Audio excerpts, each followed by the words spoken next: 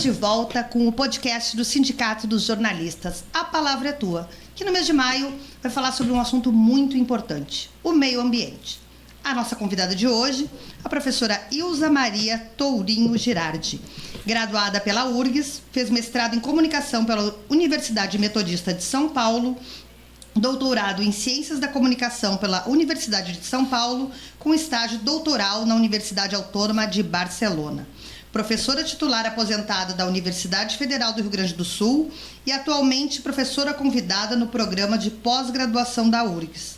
Criou a disciplina de jornalismo ambiental na graduação e o seminário de jornalismo e meio ambiente na pós-graduação, onde orienta mestrado e doutorado. Líder do grupo de pesquisa em jornalismo ambiental, CNPq-URGS, coordena o projeto de extensão Observatório do Jornalismo Ambiental, que tem parceria com o Nexo Jornal, ECO e com o Observatório da Imprensa para Publicações de Texto. Ela coordena também o Núcleo de Ecojornalistas do Rio Grande do Sul, que foi criado em 1990. Bom, com esse histórico está mais explicado, porque nós vamos começar o mês do meio ambiente com a senhora. Seja muito bem-vinda, professora. Muito obrigada, é um prazer estar aqui com vocês, uma honra estar aqui no nosso sindicato. Ah, que maravilha. No qual eu me associei quando eu era estudante de jornalismo. Olha só, e temos aqui, né, um estudante associado também, que é nosso parceiro aqui do podcast. Falei tudo direitinho, não esqueci de nada. Perfeito, até achei, meu Deus, mas tudo isso. Às vezes, quando a gente ouve, dá uma potência maior, né? Até com vergonha, não assim. Fique com vergonha. Vamos voltar no tempo, então, e vamos começar pela estudante, já que o gancho foi, né, que a senhora se sindicalizou aqui ainda estudante de comunicação. A estudante, Ilza, já era preocupada com as questões do meio ambiente? Quando é que o jornalismo e o meio ambiente, o jornalismo ambiental entraram na sua vida? Bom, enquanto estudante, eu queria era fazer jornalismo científico.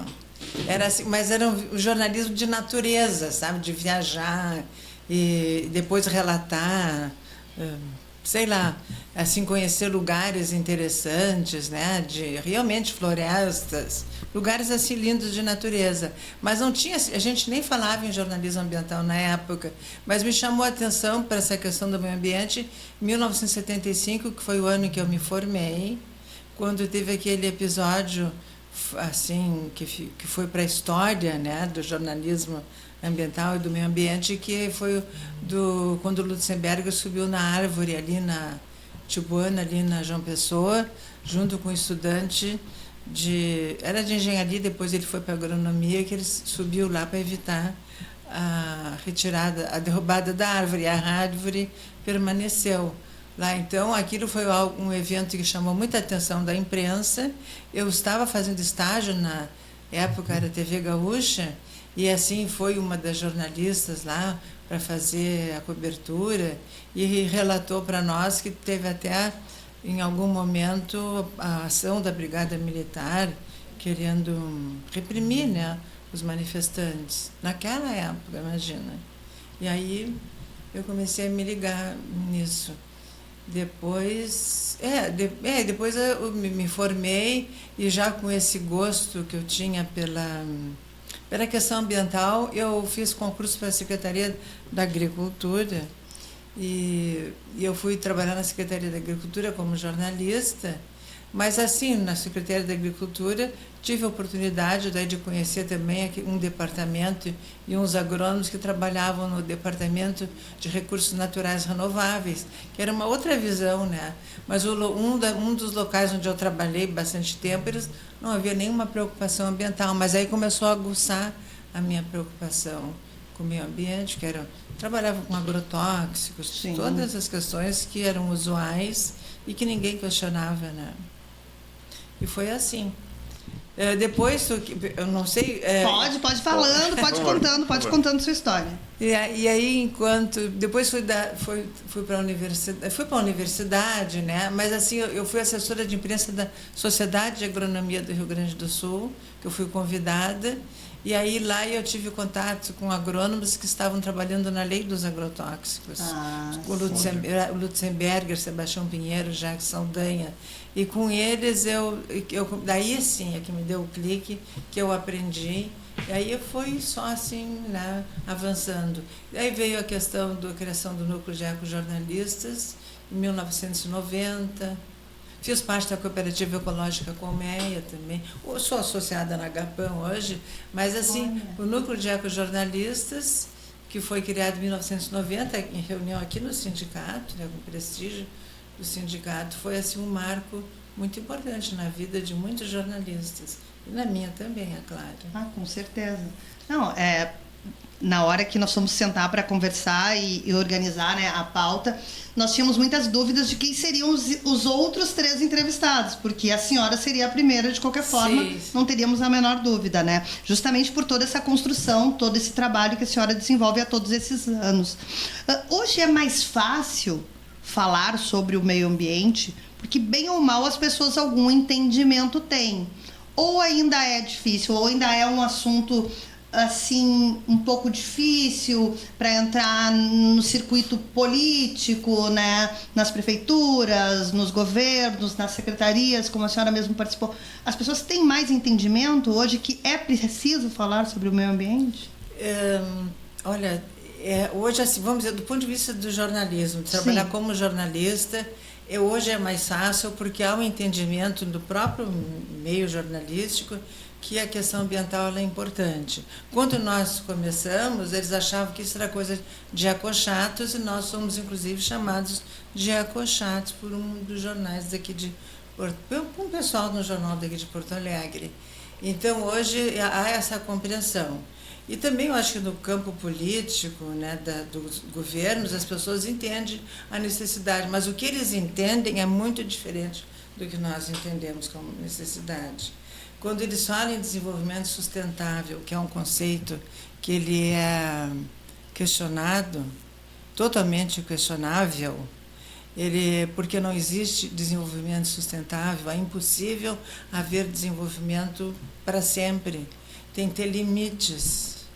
E hoje o planeta está nos mostrando, com a questão da emergência climática, que ela está no topo de tudo, né? Lá em cima, de tudo que se faz de errado. A gente tem que ver que essa visão de meio ambiente que os nossos governantes têm está equivocado. E o que eu acho assim muito lamentável é que não importa que tu seja um gestor da esquerda ou da direita, a visão que eles têm do meio ambiente é semelhante, que todos pensam na questão da produtividade, dos recursos naturais que têm que ser explorados, e não é por aí. A pensar assim, nós precisamos trabalhar pelo crescimento econômico do Brasil, é necessário que a gente crie, aumente os salários para ampliar o mercado consumidor, para as pessoas poderem comprar isso, comprar aquilo, mas não é por aí, porque nós compramos muitas coisas que nós não precisamos. Então, está tudo errado. As pessoas têm que repensar, e tem muita gente que já repensou há muitos anos, desde lá da primeira reunião sobre meio ambiente e desenvolvimento, foi a reunião de 1972, foi em Estocolmo, já se pensava nos limites do crescimento. Isso aí já foi evoluindo ao longo desses encontros de meio ambiente, das ECOs, né, ECO 92 e tudo. Depois, essas COPs, né, do clima, isso aí tudo vai evoluindo, mas no fim nós vamos dizer que nem eles conseguem avançar no pensamento, ficam falando em desenvolvimento sustentável. Hoje se fala também depois passaram a falar em sustentabilidade. Como se fosse sinônimo de... Depende, eu também falo em sustentabilidade, mas a minha perspectiva de sustentabilidade é outra. Não é a mesma que o nosso governador daqui, por exemplo, nem do nosso prefeito, nem do nosso presidente da República. Sinto muito, gosto muito dele, votei nele. E aí, bem o que a senhora falou, né? São 3 partidos distintos, né? Onde nós temos uma esquerda bem definida, determinada pelo presidente Lula. Nós temos um partido que é centro-direita, que é do governador Eduardo Leite, e o MDB, que na figura do Mello é extrema-direita, né? Que aqui representa o ex-presidente Bolsonaro. E aí nós temos 3 segmentos políticos com uma mesma leitura equivocada. Isso é muito triste. E é muito triste, porque nós temos, falando agora em termos de governo, por exemplo, no governo federal, nós temos pessoas que têm uma visão super avançada, né? A ministra do Meio Ambiente, a ministra lá dos povos indígenas, a Guajajara, e outros até, provavelmente. Eu fico espantada quando o próprio Haddad também fala que a gente tem que se preocupar com o meio ambiente, mas eu gostaria até de ter um papo com ele um dia, quem sabe? Quem sabe? Para conversar, mas o que vamos que falar sobre? Vamos falar sobre o que exatamente precisamos falar? Porque não é isso aí, não é por aí. E talvez ele tenha até um entendimento, Sim. né? Ele está na área da economia, mas aquela história de exploração de petróleo na foz do Amazonas, isso aí é um atentado, isso aí é o fim. Isso aí é inacreditável que hoje alguém tenha coragem de propor uma coisa dessas e depois o presidente da Petrobras desistiu, né? Mas ele foi o ministro de Minas e Energias e mandou recomeçar todo aquele processo de prospecção. Isso é o fim. E a questão dos Yanomami, né? Que continuam sendo atacados pelos garimpeiros. Exatamente. A vida deles, que eles têm mercúrio no sangue. Isso aí é crescimento econômico para vários e muitos políticos que estão no Senado e no Congresso. Isso é desenvolvimento econômico. Infelizmente. Porque eles apoiam esse garimpo, inclusive o garimpo ilegal. E vamos falar dos nossos indígenas daqui, né? Sim. Né? Vamos falar neles. Todos os indígenas, eles têm uma sabedoria que a gente precisava aprender com eles. Essa relação. Sim. Mas eles ficam o quê, né? À margem da sociedade, extremamente marginalizados. E no jornalismo ambiental é isso que nós fazemos. Não é dar voz, é permitir, chamar para falar, para a gente tem que escutar essas pessoas, o que elas têm para dizer, né? A perspectiva de vida delas é outra. É o que chamam também de bem viver, né? Dos indígenas da América Latina. É outra coisa, não precisa ter esse excesso de bens e de riqueza. Eu fiquei muito chocada com uma coisa assim, né, muito instruída no assunto, quando num evento que nós participamos no início de março, foi promovido pela Ari, que foi lá na Famecos. Sim. E viu aqui o Júnior Yanomami, muito fantástico ele. Quando uma das pessoas, nós convidamos indígenas, líderes daqui para participar, e uma das pessoas que falou disse que nós, brancos, tínhamos as mãos sujas do sangue do ouro. Aí eu fiquei pensando, meu Deus do céu, cada coisinha de ouro que a gente usa, eu não estou com nada aqui agora. É isso aí, como é que foi explorado? Como é que esse ouro saiu, da onde? A gente não consegue fazer essa reflexão tão profunda, né? Porque o que é o ouro, uma joia, né? É um carinho que a gente se dá esse carinho, ou a gente recebe esse carinho e de qualquer forma é tão gostoso, né? Tão prazeroso, mas a gente não consegue pensar nisso a fundo. Por isso que realmente, né, quando eles trazem essa informação, né? Quando quem realmente passou por isso dá o seu relato, é um choque, né? É um choque, é um tapa na cara da gente. E aí a gente fica pensando, meu Deus do céu, o que nós estamos fazendo aqui que a gente não consegue fazer essa reflexão? E a outra questão que está no nosso cotidiano, de nós que vivemos na cidade também, assim como vive no campo, é a questão dos alimentos com agrotóxicos, né? A gente, claro que tem toda uma grande quantidade de associações e cooperativas de agricultores ecologistas, o MST produz a maior quantidade de arroz orgânico da América Latina, mas e os outros que continuam usando veneno? Exatamente. E daí também, né, quem pode ir comprar esses, né, produtos mais diferenciados? Porque às vezes o que é oferecido, por exemplo, numa cesta básica, É tudo coisa de péssima qualidade. De péssima qualidade, né? E até, às vezes, em função da carga horária de trabalho da pessoa, ela não consegue se locomover. Eu moro no Bonfim. Todos os sábados eu vou na feira do Bonfim. Não abro mão. Acho maravilhoso. Mas eu sei que eu posso fazer isso. Às vezes a pessoa já tem uma certa idade, tem uma dificuldade na locomoção para fazer essas compras. Não é tão fácil. E se tu vai parar no supermercado, é muito mais caro. É muito mais caro. É muito mais. Na feira é bacana. É super bom comprar. E eu acredito que é o melhor lugar. Mas às vezes é o melhor lugar. Às vezes o melhor lugar é onde a gente pode ir, né? E o supermercado não oferece isso. É muito caro. É uma loucura. E, assim, e na feira a gente tem um contato direto com os agricultores, né? E conversa. Eu aprendi muita coisa. Essa parceria toda, essa relação, porque fortalece aquilo que eles dizem, que eles não produzem. Eles produzem um alimento, né? Uma coisa que vai gerar vida. Exatamente. Não é um produto para ser vendido. Eu conheci, eu tive muita relação com agricultores que contavam que tinham vizinhos que plantavam orgânico para eles comerem e com veneno para vender. Então era diferente. Imagina! Então todo esse tipo de coisa existe. Claro. Então a gente precisa se preocupar com esse modelo de desenvolvimento que as pessoas não conseguem se desapegar e ficar pensando, por exemplo, a plantação de pinos no Rio Grande do Sul, como foi? Mudaram o Código Ambiental do Rio Grande do Sul, como é que é também eu esqueci agora o nome da coisa, a regionalização de onde poder plantar e não, para plantar pinos e eucalipto no Rio Grande do Sul. Plantaram na campanha, né, na região da campanha, em vários lugares, porque o discurso, na época, já há muito tempo atrás, era o rigor do governador, era que nós precisávamos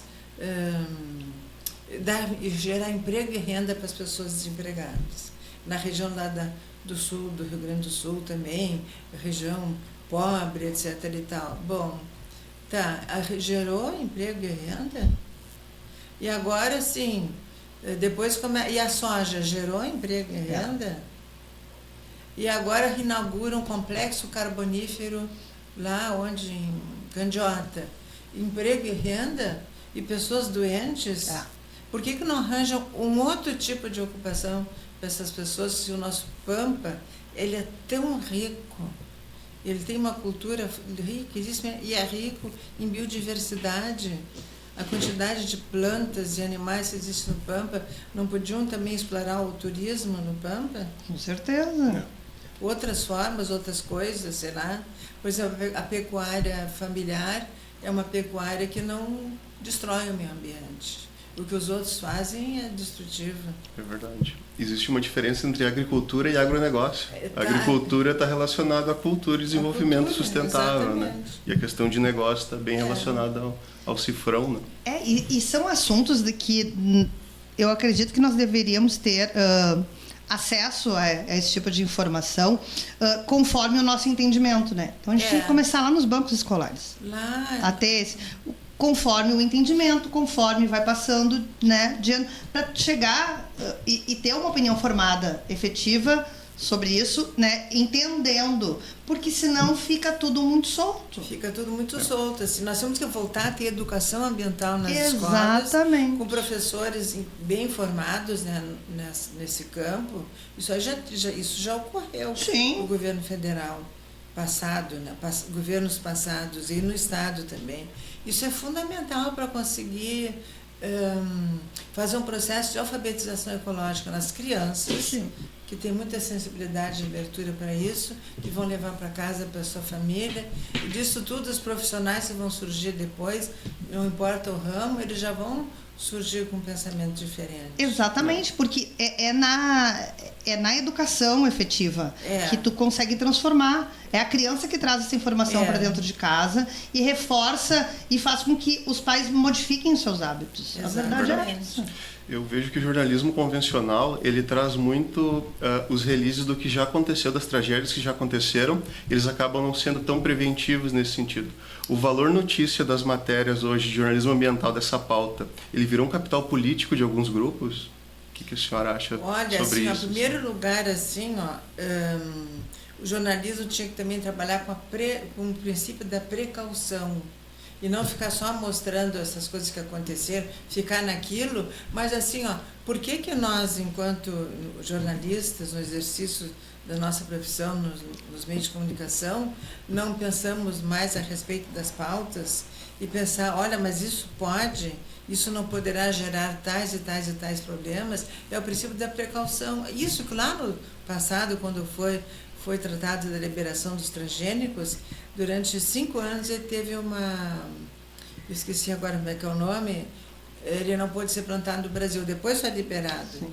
Mas aquilo é o princípio da precaução, porque diziam que os transgênicos eram uma cultura que usa agrotóxicos, né? A gente não sabia das consequências de todo aquilo, o que aqueles cruzamentos genéticos poderiam provocar na vida, né? Bom, isso é precaução, é um princípio que vem do direito e que nós assumimos. Esse é um dos pressupostos do jornalismo ambiental, a precaução. Então a gente tem que pensar nisso. E vai esses negócios que tem desses grandes, essas feiras, né, do agronegócio, o agrishow e tudo, eles não mostram nada disso. Isso aí. Só mostra um lado muito positivo. Um lado muito positivo. Eles mostram o fim, né? Onde tudo deu certo, mas a que preço, né? Por exemplo, agora, esses tempos teve uma matéria bem assim, bem feita até um ponto no Fantástico sobre o uso de um componente do agente laranja por um pecuarista, um cara do agronegócio do Mato Grosso. Ele usou isso é um herbicida para destruir a floresta, para plantar gado depois. Então houve uma denúncia de vizinhos. Ele tem, parece que 8 fazendas. Nós fizemos um comentário, botamos no Observatório de Jornalismo Ambiental. E aí, mas assim, é o 2,4-D. Ele, junto com o 2,4-T, ele compõe o agente laranja que os norte-americanos usaram no Vietnã para desfolhar a floresta vietnamita, para eles poderem matar os vietcongues, que eles fizeram guerrilha na floresta, e os americanos não deram conta, né? Tanto é que tiveram que ir embora. Mas, assim, isso é muito venenoso. Depois os soldados americanos morreram com câncer. Sim. Tá? E os vietnamitas, até hoje, nasce gente com deformação. Né? Então, isso sendo utilizado... Então, um desses componentes sendo utilizado na agricultura brasileira, e ele foi liberado pela Anvisa. Dá para entender, mas por quê? Porque teve um lobby enorme da indústria e lobby de políticos também. E a gente sabe que o que muito funciona é o lobby. Exatamente. Né? É o lobby. É exatamente isso que é o que move o mundo. Exatamente. Né? E o Brasil tem, infelizmente, né, essa cultura do jeitinho, vamos dar uma ajustada para dar certo, né? E não é à toa que caiu o nosso diploma, né? Porque também foi uma questão de lobby. Né? E então a gente navega nesse terreno muito, assim, é uma coisa muito... É muito complicado, muito né? perigoso. E os jornalistas começam a se mostrar demais, corre risco de levar um processo. Corre risco. Né? Não, e eu diria que no Sul leva um processo, mas em outras partes do país eles somem, né? Exatamente. Eles somem. Nós temos casos, né, muito escabrosos. São essas pessoas que são assassinadas pelo seu trabalho. É uma coisa muito perigosa, muito perigosa. Essa questão do diploma, assim, para mim que sou estudante, quando eu fiquei sabendo que o diploma não era obrigatório, né? E daí que eu pude entender a importância do sindicato, por exemplo, né? Dos debates do sindicato justamente com esses lobbies, né? Exatamente. Qual o conteúdo que está sendo gerado lá fora agora, nesse momento? Basta ter um celular e acesso à internet, as pessoas divulgam vídeos, né? E a responsabilidade, né, que só um jornalista tem de trazer uma notícia com checagem, com verificação, isso passa muito pelo diploma. E infelizmente é um assunto que muitas vezes nas próprias faculdades ele não é debatido, e deveria, né? A PEC do diploma que é muito importante, né? Tomara que a gente consiga, né? Sim, esse é o ano, né? Esse é o ano, nós temos até junho agora para tentar colocar isso em pauta, porque já é um ano eleitoral, né? Então também já é um ano que ele é meio capenga, né? Um ano assim meio perigoso, assim, porque lá pela São já não pode votar mais, porque pode ser, Sim, né, barganha eleitoral, então, mas é realmente uma coisa que é muito delicada, porque à medida que o diploma ele passou a deixar de ser exigido, nós tivemos um inflow no mercado com as pessoas que nasceram jornalistas, né? E essas pessoas que nasceram jornalistas, essa é a grande definição, né? Por isso que não precisamos do diploma, elas entraram no mercado com interesses muito diferentes do que a prática e a essência do jornalismo, onde o nosso papel social é o maior de todos. Né? E é nesse papel e nesse nosso compromisso social que nós temos várias, né, vertentes, entre elas o jornalismo ambiental, que acabou ficando, né, esquecido, talvez por algum momento, justamente por essa avalanche de pessoas que entraram sem compromisso nenhum. Exatamente. Né? A senhora, enquanto professora, hoje, né, já professora aposentada e trabalhando mais com mestres e doutores, mas enquanto professora, como a senhora lidava com isso nos bancos universitários, com esse profissional da comunicação que optou por continuar fazendo curso, optou por buscar a sua qualificação e agora, mais ainda, né, como mestres e doutores, continuam se qualificando para uma profissão que a gente sabe que nos últimos 4 anos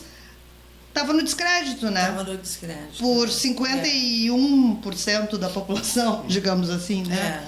E como a senhora lidava com isso na universidade? Eu era professora de uma disciplina chamada Comunicação e Cidadania, então isso era um local bem próprio para a gente fazer essa discussão sobre o diploma também, mesmo em qualquer outra disciplina, né, se fazer essa discussão, se faz isso muito na faculdade, né? E era assim, os alunos que estavam ali que se davam o trabalho de fazer vestibular, de estudar e de entrar para a universidade, eles sempre foram muito estimulados, né? E a lutar pela defesa do diploma. Né? E eu sempre dizia para eles também que era importante eles se sindicalizarem, porque o sindicato a gente está junto com um monte de gente lutando pela nossa profissão, para que ela serve a nossa profissão, né? A função social dela é importantíssima, de construção de cidadania, de defender a vida. Então, a gente... E tem uma disciplina de ética também, que era super importante, e a gente aprende isso, né? A ética jornalística. Então, tu não podes ficar fazendo qualquer coisa a qualquer preço e se intitulando de jornalista. Né? Exatamente. Isso aí realmente...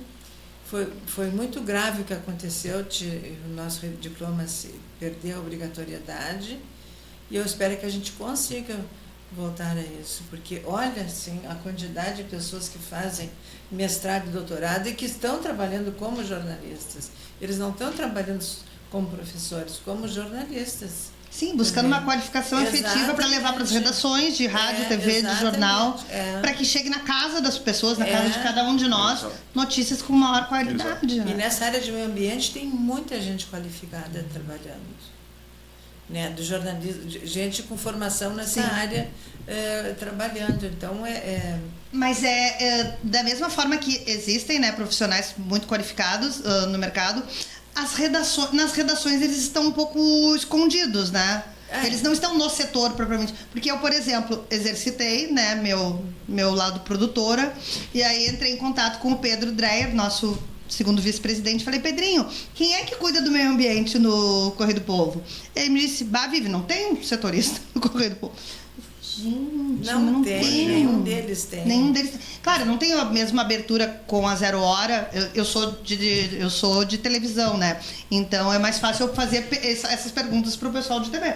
Mas como o Pedro é nosso colega aqui, parceiro do sindicato, né, vice-presidente, ele falou, não tem. Daí eu levei, não tem. Se o Correio não tem, é porque a 0 também não tem. Se a 0 também não tem, o Jornal do Comércio também não tem. Então o Sul também não tem, e aí vai. E ninguém tem. Esses tempos eu fui na Rádio Guaíba acompanhando o Júnior Yanomami para uma entrevista, e aí eu encontrei lá um ex-aluno, eu disse assim, e aí encontrei uma outra jornalista, que ela trabalhou num programa de meio ambiente que tinha na Rádio Guaíba no passado.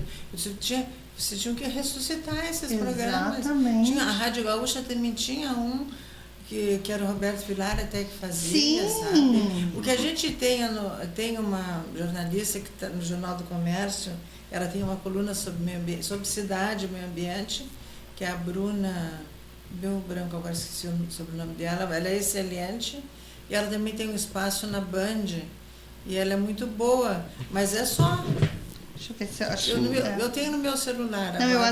acho que a Bruna ela é do sindicato também. Por exemplo, hoje é um dia chuvoso, que a gente teve ali alguns contratempos por causa da chuva, a gente está gravando nesse dia, né? Sim. Aqui em Porto Alegre, e vários bairros de Porto Alegre foram afetados, com enchente, inundação. Por incrível que pareça, a falta de água, toda essa chuva caindo em bairros sem água, porque Bairros sem água. dependem da energia elétrica, e principalmente as regiões que são mais afastadas do centro, que é aqui onde a gente está gravando. Na opinião da senhora, qual a função social do jornalista em relação ao racismo ambiental? Esse termo racismo ambiental, ele é mais novo, mas ele não é tão novo assim também, né? Ele só criou um nome diferente. Ele não é novo, não, ele foi criado por um sociólogo que agora não estou me lembrando o nome, nos Estados Unidos, para falar sobre essas pessoas que elas sofrem muitos danos justamente por elas serem pobres ou serem negras, tanto faz, indígenas, mas no caso eram negros. Sim. Que estão quilombolas, que moram num local, então elas são pessoas com uma situação social, econômica vulnerável, então esses locais são utilizados para colocar resíduos de agrotóxicos, Sim. ou então fazer lixões, ou então para não cuidar da questão do abastecimento da água e da luz. É isso. Sim. Essas pessoas aquelas regiões são escolhidas. Isso aí se chama racismo ambiental. Quando quer construir uma grande avenida, como tem perto da minha casa, ali a Beira Rio, as populações que moravam ali foram para onde mesmo? Ali tinham várias vilas. Foram morar em locais longe dos espaços onde eles tinham tinha o sustento deles, porque eles eram papeleiros, né? Sim. Tinha até pequenos comércios ali naquela região, Sim, né? tinha. Eu, quando criança, eu morava no Jardim Botânico, que a casa dos meus pais é muito perto da Salvador França. Sim. Que também tinha muita coisa ali antes de virar perimetral, e muitas pessoas dessa Salvador França, na encosta, digamos assim, foram realocadas, não se sabe para onde, Não né? se sabe para onde. Não se sabe. Porto Alegre tem um bairro chamado Arquipélago, que é passando a ponte, que é um bairro abandonado, esquecido, só em época de eleição, daí ressurge um vereador ali que vai falar. Mas realmente é um bairro de Porto Alegre, do lado do centro, minutos do centro. Exatamente. Vila de Pescadores até, que é um bairro que nesse momento deve estar alagado. E alaga por pouca chuva, imagina essa chuva toda que está vindo, Não, né? eu acho, é muito engraçado, não é o termo, porque é muito triste, na verdade, né? Se nós formos pegar um recorte bem jornalístico, específico, né? Hoje eu diria até que com os eventos climáticos a gente vai ter mais eventos do tipo, mas vamos pegar 10 anos atrás, nós sabíamos que em março, se chovesse, ia alagar aqui, ali, acolá. Em julho ia dar tal e tal problema em tal lugar. Em toda a região de Porto Alegre, eu sempre trabalhei em televisão, a gente já sabia, começava a chover de noite, eu sabia, amanhã de manhã eu sei que eu vou ter que botar tal bairro que vai estar alagado. Ou quando eu já estava em redação editando, já sabia, já ia buscar no arquivo para ver o arquivo do ano anterior. E as coisas não avançam. A Rua da Represa, né? Ela só vira notícia, é mais uma notícia e é mais uma notícia, e aí vitimando pessoas, né?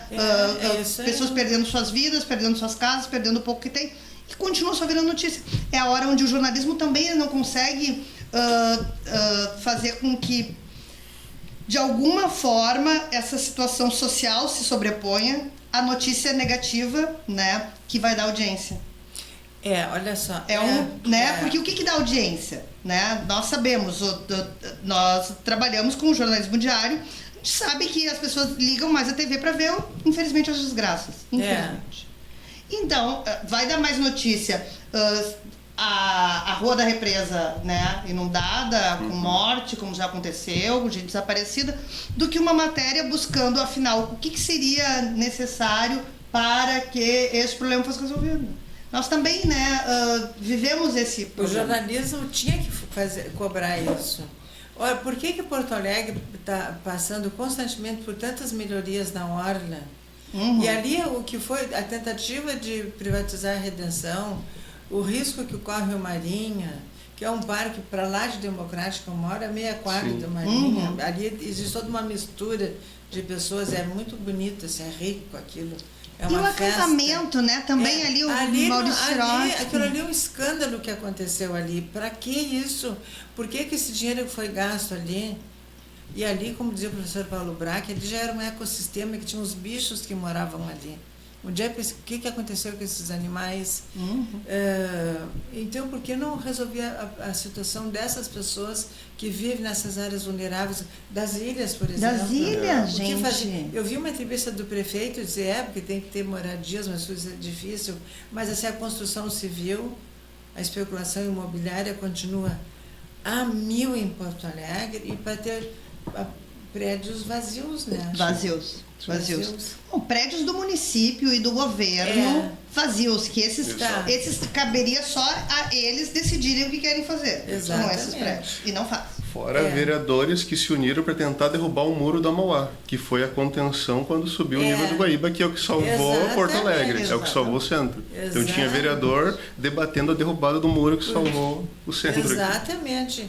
E tu sabe assim, vamos dizer lá na ilha, né? Porque aquela ali toda é uma... Ali é um local que não deveria ser habitado, né?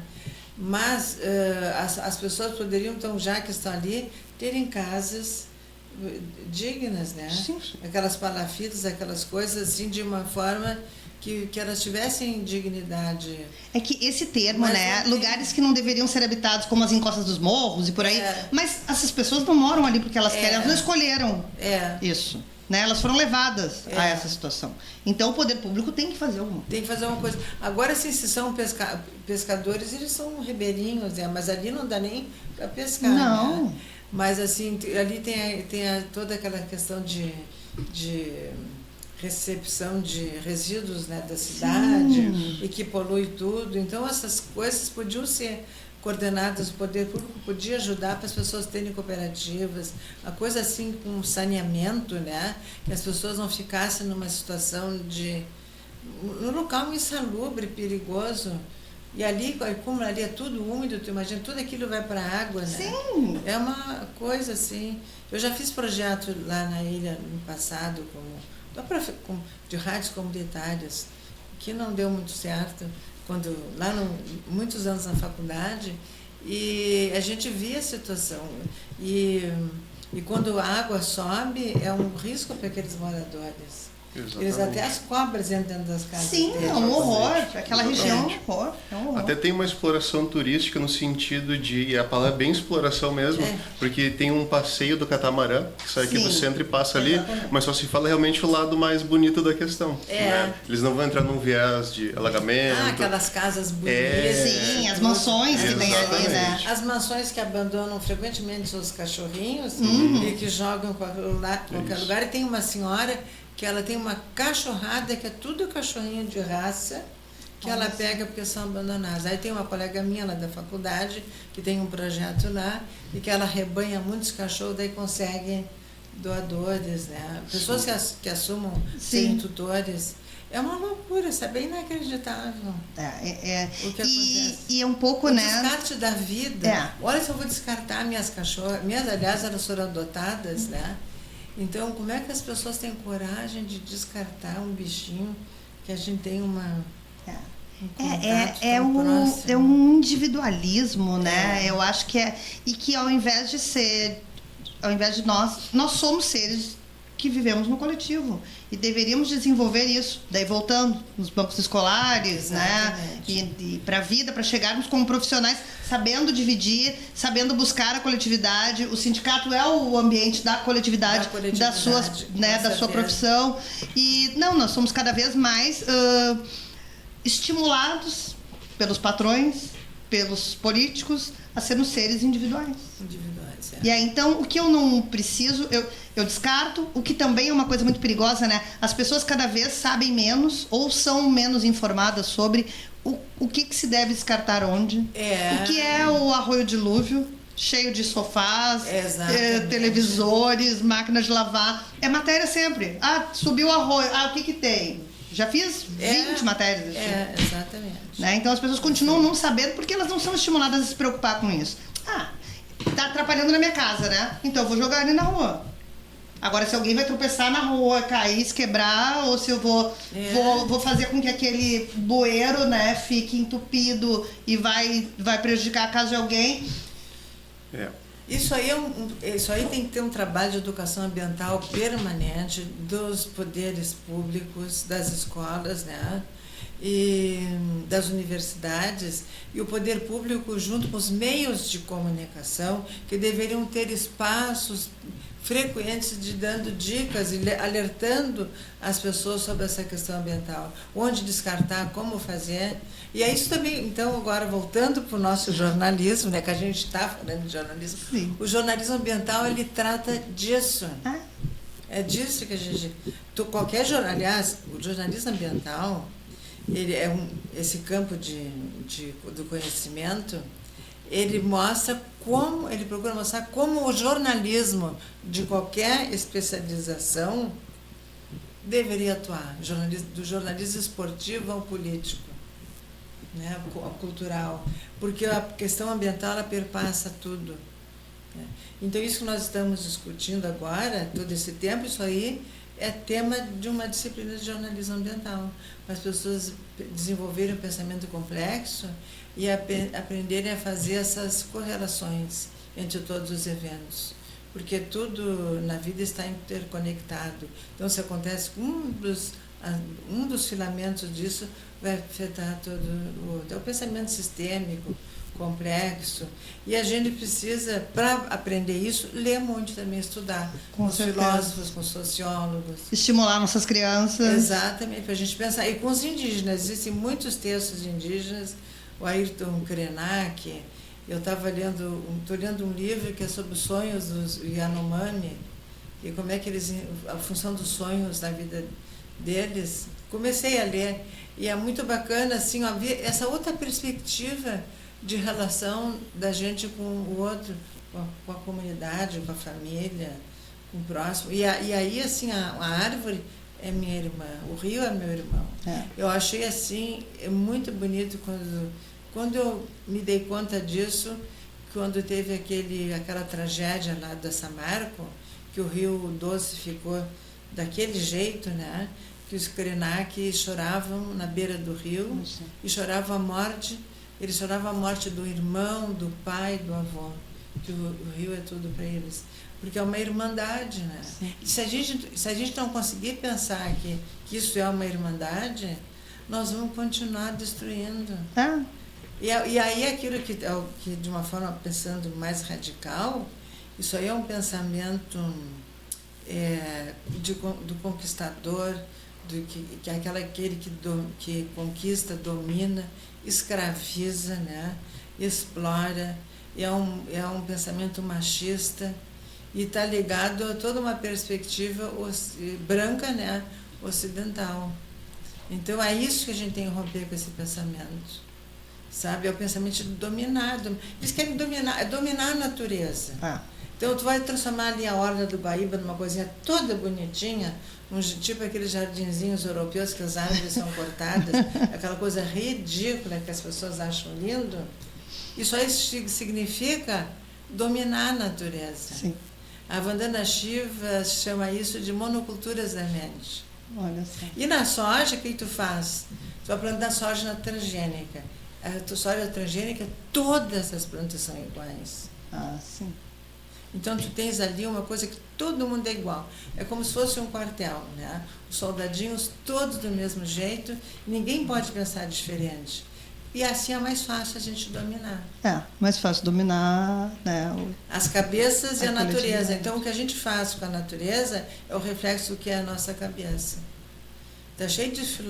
eu estudei, a gente aprendeu isso com a Vandana Shiva, com a Nassim Bagabeira Unger e outros aí, que são maravilhosos, eles dão um tapa na gente, assim, te acorda. E os indígenas, né? Sim, que nos levam a tantas reflexões. E tivemos tanta gente, assim, que eu não gosto de dizer o nome, que achavam que até os índios podiam ser eliminados, né?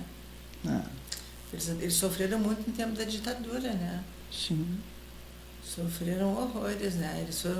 Houve uma tentativa de destruição e acabar com eles, e não, como teve nos Estados Unidos e em outros lugares, né? De destruir. Tirar as pessoas do seu ambiente familiar e levar para outros lugares para eles aprenderem, esquecerem a língua deles, que era fundamental, e aprender outra língua. E eu tem um filme chamado Escolarizando o Mundo, que mostra um projeto dos Estados Unidos feito na Índia. Fizeram neles, o Canadá fez isso também, e aqui no Brasil a gente já viu filmes dos índios marchando, né? Sim. Então, eles saem do contato com as comunidades deles, eles têm que se desligar da língua, da cultura, e daí eles vão aprender uma outra coisa. E eles vão servir para quê? Para trabalhar como empregados nas fábricas e serem explorados. E tu queria ser uma multidão de pessoas infelizes. Sim, completamente fora. Desenraizadas, sabe? Sem lugar. É isso que o mundo capitalista quer. É isso que... Por isso que trabalhos como o seu, né, dos ecojornalistas, não podem ficar escondidos. Por isso que a gente precisa falar sobre isso. Precisamos falar sobre muitas vezes as pessoas questionam, mas daí pega, tá o mês de tal coisa. Mas que bom que tem o mês, né? Que bom que tem o mês que é destinado a nós podermos falar, refletir, né, questionar essas coisas que acontecem, porque senão daí aí mesmo é que não se fala. É uma coisa assim, da consciência ambiental, vamos trabalhar esse aspecto. Com certeza. A gente não faz campanhas do câncer de mama, do câncer Exatamente. disso, daquilo. Então vamos... Não, nós precisamos falar sobre tudo e precisamos poder falar, né? Poder falar sobre tudo isso. E não apenas em lugares como o nosso sindicato, mas ter esse espaço de fala na mídia, né? Na mídia. Que é o mais importante. Professora Ilza, nós poderíamos ficar a tarde toda conversando. Gostaria que a senhora aproveitasse essa finalização do nosso podcast para deixar uma mensagem para os estudantes, para os colegas, né? Sobre o jornalismo ambiental, sobre o ecojornalismo, sobre essa sua experiência fascinante. Bom, a primeira coisa, mensagem para os estudantes, que é, por favor, sindicalizem-se. Tá? E sobre o jornalismo ambiental, gostaria que as pessoas ficassem atentas para a questão ambiental, que os estudantes se despertassem para isso, para a importância do meio ambiente para nossas vidas, porque nós somos o ambiente, e qualquer ramo da nossa atividade que eles queiram escolher, para não esquecerem disso. No próprio jornalismo esportivo, como eu falei antes, né? Que o meio ambiente está em tudo. E que o sindicato nos ajude também a lutar para que a disciplina de jornalismo ambiental seja obrigatória nos cursos de jornalismo. Com certeza. A nossa faculdade ela é eletiva. Depois da nossa, que foi a primeira, né? 2003, o André Trigueiro criou na PUC do Rio de Janeiro, o Roberto Vilar criou na Uniriter. E depois, com o tempo, a disciplina da URG, ela continuou sempre eletiva. Eu queria que fosse obrigatória. Sim. E nos outros lugares eles continuam. O Roberto Vilar, que já foi entrevistado aqui por vocês, ele aborda a questão ambiental em várias será novamente, agora falando só sobre o meio ambiente. Isso aí. Agora não tem mais uma disciplina, mas ele leva o conteúdo. Porque quando a gente entende a importância disso, a gente carrega o meio ambiente para todos os espaços. E eu trabalhava com o meio ambiente em todas as minhas disciplinas, até a teoria da comunicação. Eu dava uma disciplina dessa, porque a gente pode fazer isso. Claro, é só adaptar. É só adaptar, é trazer essas discussões. Exatamente. Então é isso, eu agradeço o espaço. Nós que agradecemos. Gostaria muito que os jornalistas, né, que vão ouvir este podcast, pensassem na sua função social, né, e de formadores de uma consciência ambiental, uma consciência de cidadania planetária, que eles pensem isso no seu trabalho, onde estiverem aí, né, atuando, e procurem colocar uma sementinha assim na cabeça dos chefes, Sempre. das chefias. Não podemos desistir. Pra Muito obrigada novamente. Bom, semana que vem tem mais. E semana que vem entrevistado Roberto Vilar. Até.